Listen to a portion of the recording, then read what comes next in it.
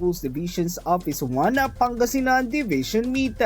Aabot sa 8,000 na atletang mag-aaral ng kabilang sa naturang kompetisyon.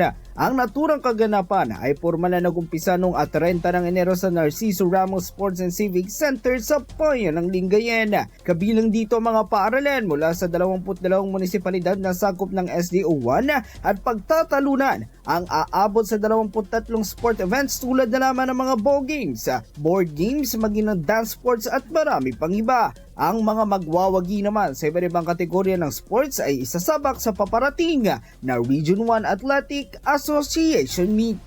Kasama mo mula rito sa IFM Dagupan, ito si Idol Matthew Pacheco, Tatak IFM. IFM News. IFM News. IFM News.